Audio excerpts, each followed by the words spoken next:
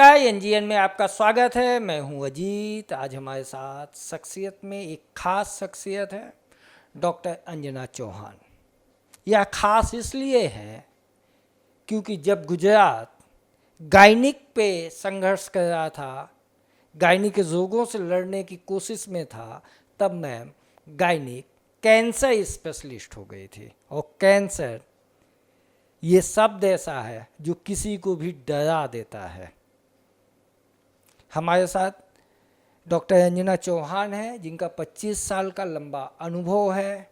Cancer पे उनने तमाम काम किए हैं, तमाम रिसर्च पेपर पब्लिश किए हैं और बहुत सारे मरीजों को इस धारणा से कि कैंसर मतलब महंगा इलाज और उसके बाद मौत है, उससे बचाया भी है। हम उनके साथ बात करेंगे, उनके अनुभव जानेंगे, बीमारी के कारण, लक्षण, निदान, उपाय और समाधान जानेंगे। मैम, हाँ जी, बोलो। आपका एनजीएन न्यूज में स्वागत है। थैंक यू अजीत भाई। ये सबसे बड़ा सवाल ये है कि ये गायनिक कैंसर स्पेशलिस्ट क्या होता है? कैंसर स्पेशलिस्ट तो ठीक है, ये जो डिफरेंस है। अभी क्या हुआ है कि कैंसर एक शब्द नहीं रह गया, एक पूरा स्पेशलिटी है। और देखा जाए तो कैंसर के 9 पार्ट्स हैं और 9 स्पेशलिटी है। जैसे गायनेक का, मैं स्त्री में जो गर्भाशय, जो उसके रिप्रोडक्टिव ऑर्गन्स होते हैं, उसकी स्पेशलिस्ट हूँ। ऐसे breast cancer, GI, head and neck cancer, different उसकी स्पेशलिटी है। I am speciality for the gynaec cancer, जो स्त्रियों में उसका जो रिप्रोडक्टिव ऑर्गन है उसकी स्पेशलिस्ट हूँ। ये कॉमन कैंसर महिलाओं में किस तरह का होता है? क्योंकि कैंसर के तो बहुत सारे तरह के हैं। अराउंड 5000 वेराइटीज़ ऑफ कैंसर है और स्त्रियों में देखा गया है तो 2 कैंसर खूब कॉमन है। कॉमन मतलब ज़्यादा देखने में आता है। एक है ब्रेस्ट कैंसर, जो लोगों को अवेयरनेस है, ब्रेस्ट कैंसर का अवेयरनेस है, लेकिन उससे ज़्यादा गर्भाशय जो बच्चेदानी होता है, बच्चेदानी का मुख का कैंसर, जिसको सर्वाइकल कैंसर बोलते हैं, जो गर्भाशय का मुख का कैंसर होता है, वो ज़्यादा कॉमन है। ये सर्वाइकल कैंसर होता क्या है? इसके लक्षण क्या है? सर्वाइकल कैंसर गर्भाशय का मुख का कैंसर है और उसका देखा जाए तो उसका कोई लक्षण नहीं है। जब ये कैंसर की शुरुआत होती है बॉडी में कोई लक्षण नहीं होता है, लेकिन जब कैंसर उसे गर्भाशय का मुख है, मुख में से जब गांठ बन जाती है और गांठ जब फटती है और उसमें से ब्लीडिंग होता है, पानी गिरता है, वो उसकी पहले अर्ली स्टेज का कैंसर का लक्षण है। और जब से ये कैंसर फैलता है तो फैलने के बाद आजू बाजू स्प्रेड होता है, आजू जो पेशाब की जगह है, लेटरिन की जगह है, सब जगह स्प्रेड होता है, तो प्रेशर सिम्टम्स आते हैं, तो लेट स्टेज का सिम्टम्स होते हैं। लेकिन अर्ली स्टेज जब कैंसर की शुरुआत होती है, there is no symptom, it is totally asymptomatic, ऐसा बोला जा सकता है। एक डॉक्टर के तौर पे ये सामान्य चीज़ है कि महिलाओं में पानी आना, वाइट डिस्चार्ज होना, तो उसको कैसे पता चले कि ये कैंसर के लक्षण है? उसको आपको कांटेक्ट करना है या गायनिक को कांटेक्ट करना है या उसको इग्नोर कर देना है? यूजुअली कभी भी कोई भी कंप्लेन हो लेडीज़ को, पानी गिरना, पीरियड ज़्यादा आना और पीरियड के माहवारी के बीच में पीरियड आना या तो संबंध के बाद पीरियड आना, ब्लीडिंग होना, तो तभी डॉक्टर को कांटेक्ट करना चाहिए, क्योंकि 10% चांस कि आपको कुछ कैंसर की शुरुआत है। और दूसरी बात यह है कि सर्वाइकल कैंसर प्रिवेंटेबल कैंसर में आता है। अगर देखा जाए तो वेस्टर्न कंट्री में उसके प्रिवेंशन के माध्यम है कि आप अर्ली डिटेक्ट कर सकते हो और अर्ली निदान कर सकते हो।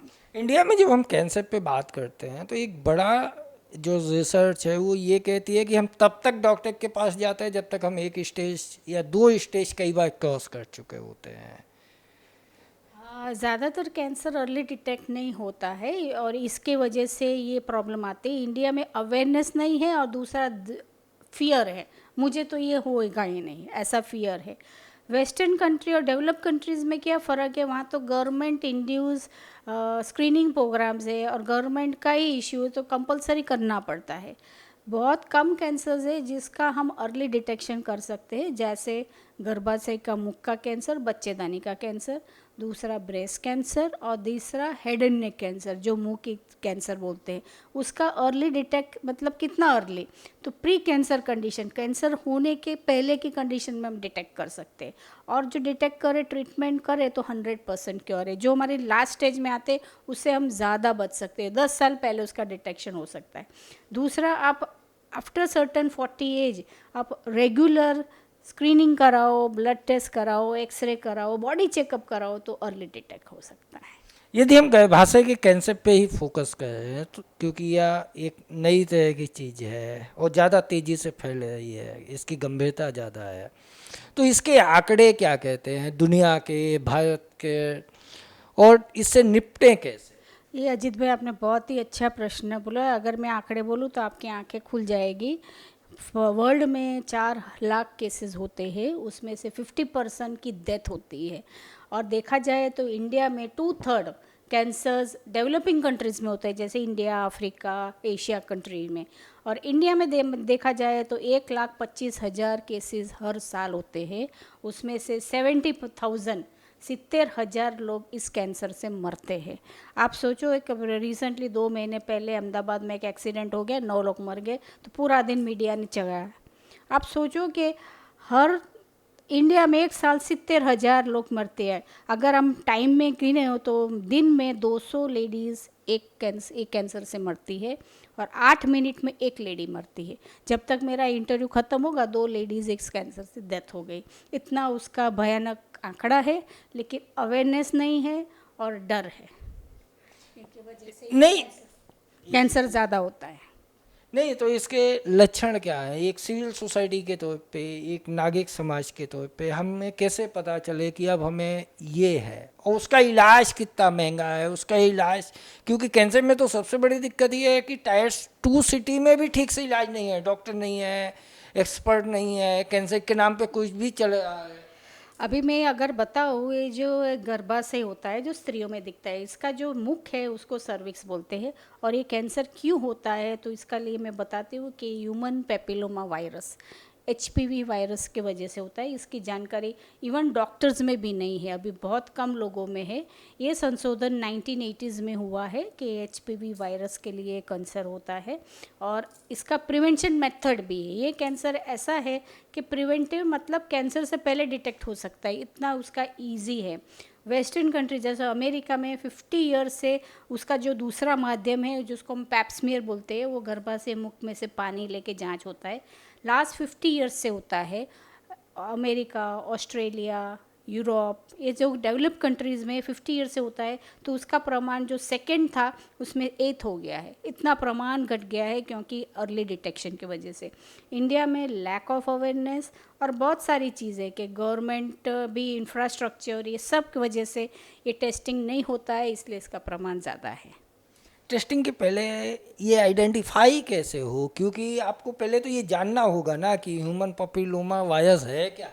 ह्यूमन पेपिलोमा वायरस एक वायरस है, ये इन्फेक्शन सभी को हो सकता है, मेल और फीमेल। और HPV वायरस के वजह से मेल और फीमेल दोनों को कैंसर होता है।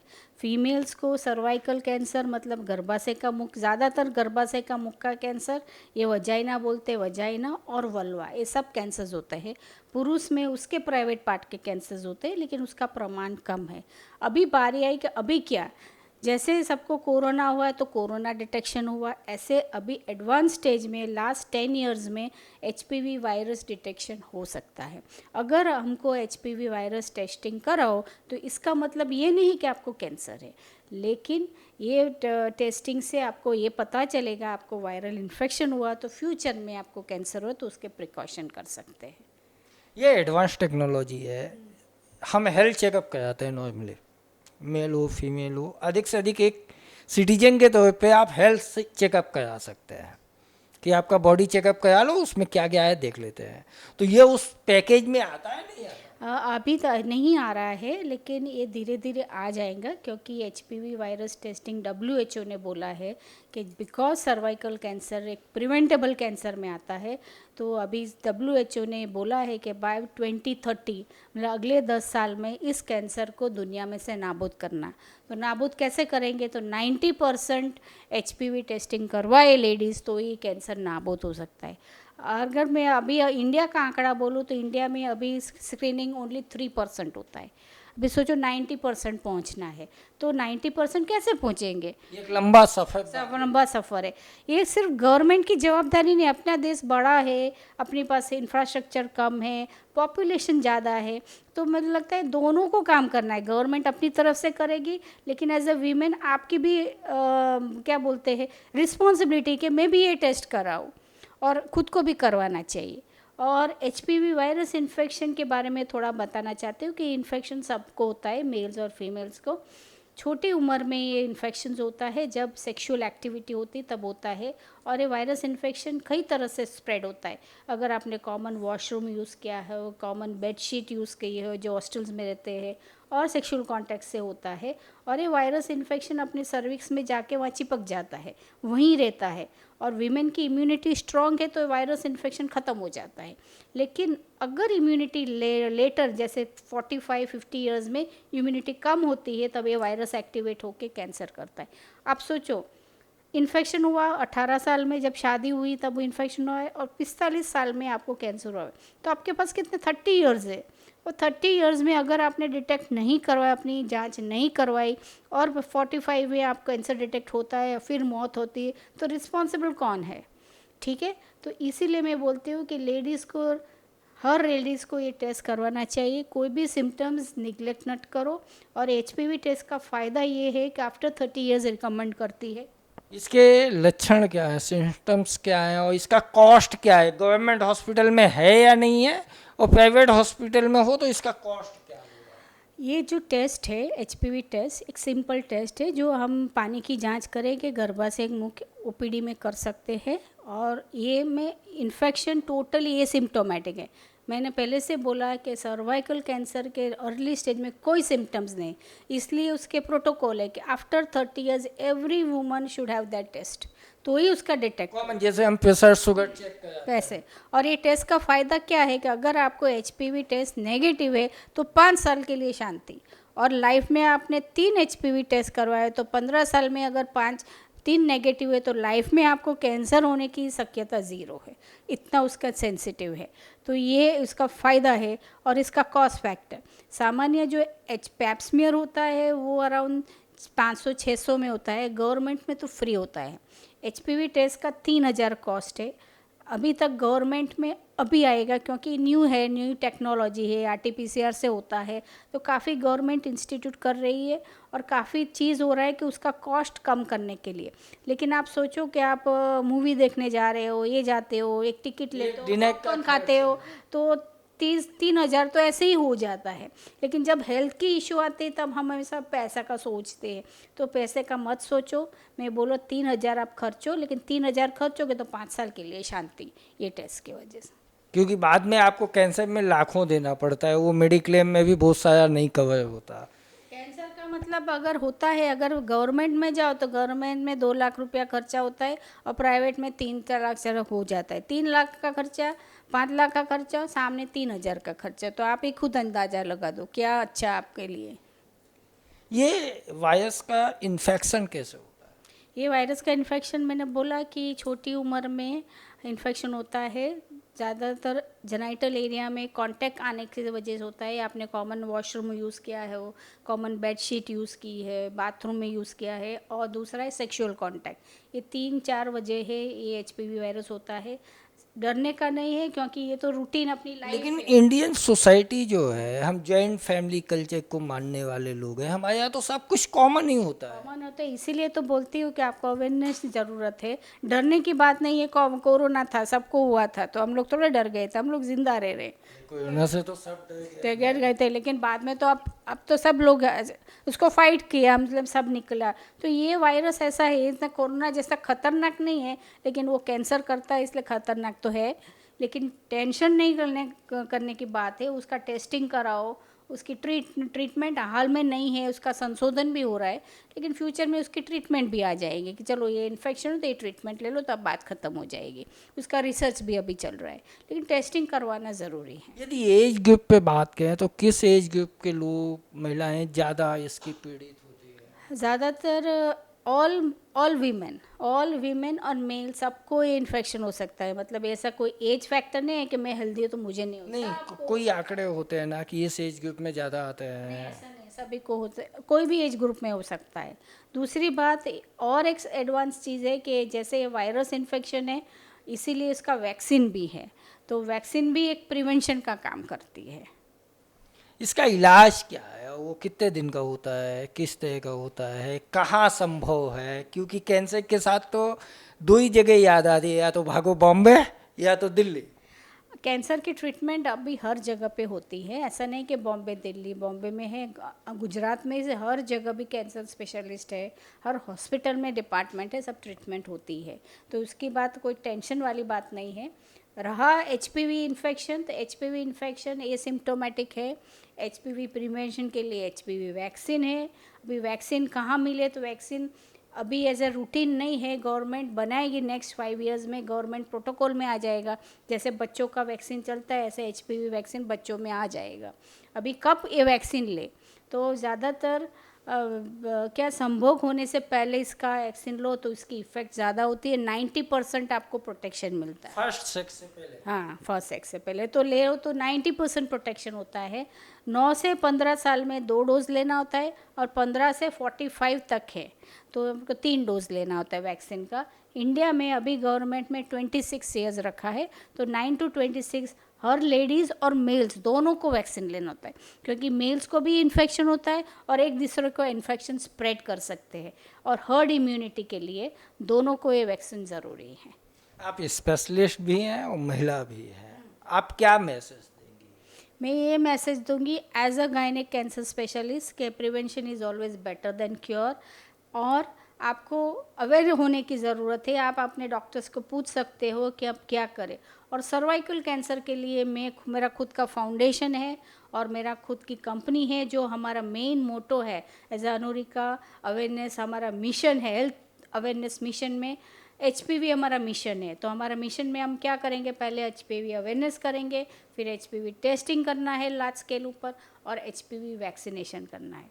तो मेरा एक मैसेज है और लेडीज़ को, सब आप अवेयर हो, आपका एचपीवी टेस्टिंग करवाओ और अपने बच्चों के बेटे को एचपीवी वैक्सीन लगाओ। ये मेरा मैसेज है टू द सोसाइटी। आपके इतने लंबे करियर में 25 साल में कभी ऐसा लगा कि ये पेशेंट ना यदि 2 साल पहले मेरे पास आ गया होता तो मैं इसको बचा लेता?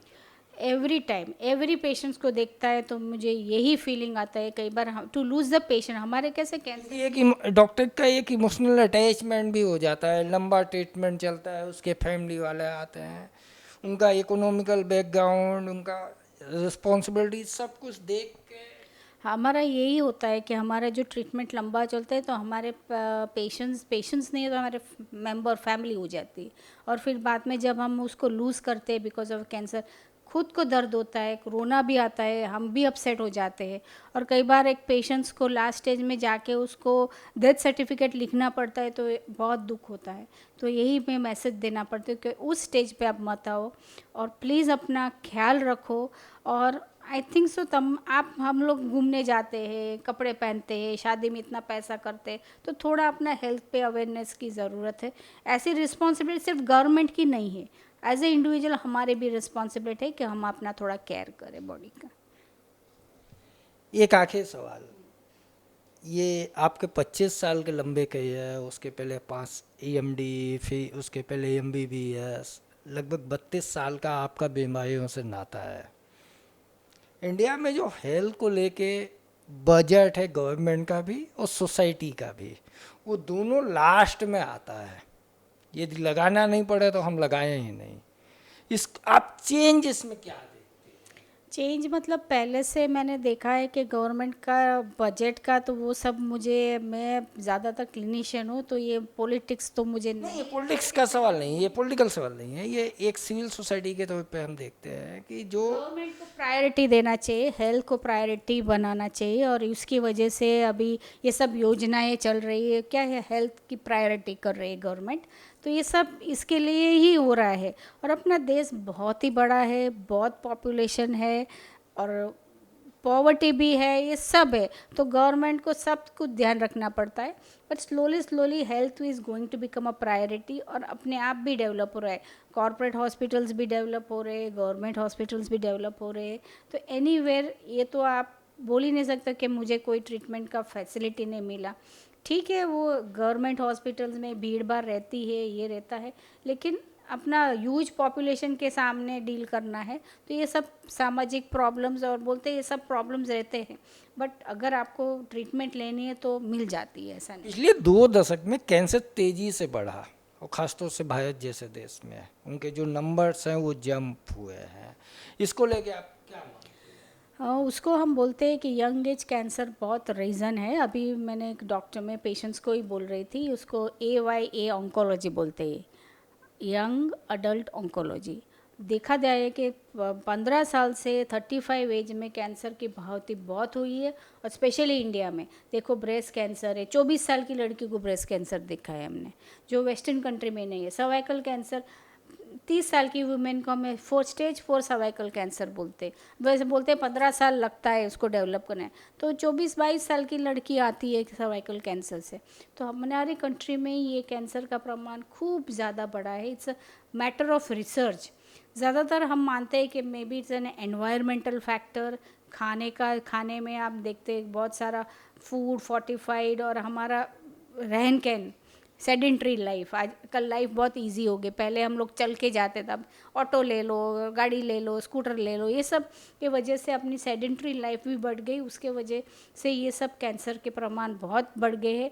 ऐसा नहीं कि कैंसर के पहले 50 ईयर्स के 60 ईयर्स के बाद होता है, even from the young age, छोटी उम्र से we should be vigilant, and हमारा we should take care of our self, क्योंकि कैंसर का प्रमाण बहुत ही बड़ा है, बहुत यंग लोगों में बहुत बढ़ गया है, इंडिया में खास। आपका फाउंडेशन किस तरह से काम करता है? मेरा फाउंडेशन मैंने लास्ट ईयर ही बनाया है, and we are doing HPV। हमारा जो हेल्थ सेक्टर है उसमें हमारा मिशन HPV है, बिकॉज WHO का मिशन है कि बाय 2030 तुमको 90% वीमेन को HPV टेस्टिंग करना है। तो कैसे करें? ये पॉसिबल लगता है इंडिया जैसे कंट्री में? पॉसिबल नहीं है, लेकिन हम लोग ये पॉसिबल करना चाहते हैं। इवन हम 50% भी करें, हमारी लेडीज़ को बचाए, अवेयरनेस करें, तो पॉसिबल क्यों नहीं है? आप वैक्सीन को देखो, कोरोना वैक्सीन कितनी लग गई इंडिया में। पॉसिबल नहीं है, इंडिया में सब पॉसिबल है, लेकिन वो करने का वो अंदर से चाहिए। कोरोना के लिए इतना वैक्सीन हो गया ना, वर्ल्ड में लार्जेस्ट वैक्सीनेशन इंडिया में हुआ। तो पॉसिबल नहीं है, पॉसिबल हो सकता है, लेकिन हर एक को काम करना, मिशन मोड पे आना। मिशन मोड बढ़ाने। और मेन इसके वजह से आई थिंक अवेयरनेस। मेरे पेशेंट्स आते हैं, कई बार बोलते, मैं बोलती तो सब लोग, I have given more than 200 vaccines. और HPV टेस्टिंग का फर्स्ट हमने गुजरात में किया, सेल्फ टेस्ट। सेल्फ टेस्ट मतलब ऐसा ब्रश होता है और लेडीज़ खुद अपने आप टेस्ट करें, उसको हॉस्पिटल आने की ज़रूरत नहीं है। This is the first thing project हमने गुजरात में किया। 200 टेस्ट हमने किए कि वीमेन को दे दिया, ये ब्रश तुम साथ में तुम ही ले लो टेस्ट, तुमको हॉस्पिटल आने की भी ज़रूरत। जैसे प्रेगनेंसी टेस्ट। हाँ, वैसे ही टेस्ट करो। हम लोग इस पर भी बहुत रिसर्च कर रहे हैं, और ये टेस्ट खुद ले लो और वो भेज दो, तो आपको हॉस्पिटल आने की ज़रूरत नहीं है। वो ज़्यादातर लेडीज़ को डर होता है कि गायनेक पास से जाएंगे तो वो अंदर साधन डालेगी, फिर पेन होगा, ये होगा। तो हम लोग ज़्यादा ये टेक्नोलॉजी पर काम कर रहे हैं कि एक इजी मेथड, और ऐसा एक मेथड के उसको जाने की ज़रूरत नहीं, डॉक्टर्स के पास जाने की ज़रूरत, आप घर पे कर सकते हो। इसका नाम क्या है, यदि आप दर्शकों को बताइए, और ये मिलता कैसे है? मेडिकल में मिलता है? मेडिकल में कहीं नहीं मिलेगा। HPV सेल्फ टेस्ट बोलते हैं। अभी इसके इंडिया में सब जगह टेस्टिंग हो रहा है, लेकिन गुजरात में हमने फर्स्ट करे, और हम लोग we are trying to validate कि ये लेना है तो आपको ही मिलना होगा, या आपके अभी तो ऐसा ही है, हमको ही मिलना पड़ेगा। मोनोपोली है अभी? नहीं, मोनोपोली तो नहीं है, कुछ चीज़ की मोनोपोली नहीं होती, ये चीज़ तो सब जगह मिलेगी। गवर्नमेंट भी कर रही है, ये कर हम लोग ये टेक्नोलॉजी। नहीं, मान लीजिए कोई महिला ये हमारा इंटरव्यू देख के उसको लगता है कि उसके ये लक्षण तो है और उसको ये कराना है, तो वो क्या कांटेक्ट करे? कोई कांटेक्ट नंबर होगा, मेल आईडी होगी, कुछ भी तो होगा ना? ये मेरा कांटेक्ट नंबर, इसमें सब कुछ है इसमें, और मेरा पर्सनल नंबर भी है। आप अभी तो इंटरनेट में तो सब इन्फॉर्मेशन मिल जाएगी, वो मेरा नाम ले के, तो मेरा नाम, मैं रेडियंस हॉस्पिटल में हूँ, तो मिल जाएगा आराम से। और आप चाहे तो लास्ट में मेरा कांटेक्ट नंबर दे देना, तो वो लोग मुझे कांटेक्ट कर सकते हैं personally, no issue for that. Okay. आपने एनजीएन न्यूज़ से बात की, उसके लिए आपका शुक्रिया। नहीं, मैं थैंक यू इसलिए बोलती हूँ कि आप लोग ही ऐसा मीडिया हो जो गांव-गांव तक और शहर तक लोगों तक पहुंचा सकते हो। और मुझे ये चाहती हूँ कि इस माध्यम से लोग तक ये मैसेज जाए कि एचपीवी नाम का एक डेंजरस वायरस है, वो साइलेंट किलर बोलते हैं।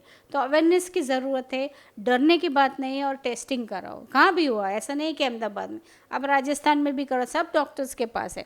उसके दूसरे मेथड है, ये सिंपलर मेथड है, लेकिन रूटीन है गायनेक के पास, वो भी टेस्ट अवेलेबल है, तो वो भी करवा सकते हो। ये नहीं करवाना तो पैप्समेयर भी है, पैप्समेयर इसका एक स्टेप लोअर है, वो भी करवा सकते हो, बट कुछ करवाओ, आप टेस्टिंग करवाओ।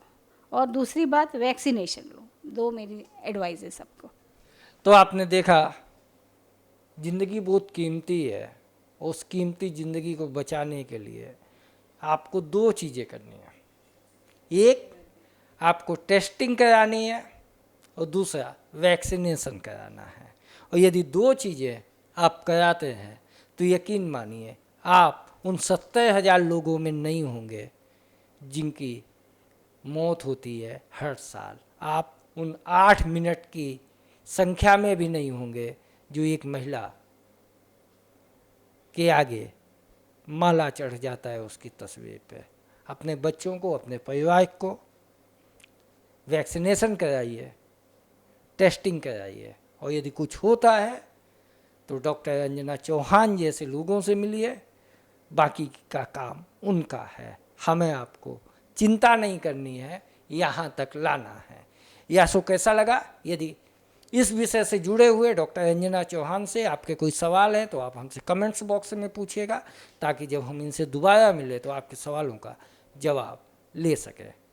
चैनल को लाइक कीजिए, सब्सक्राइब कीजिए और कमेंट्स करना ना भूलिए, क्योंकि आपकी राय हमारे लिए अहम है। नमस्कार।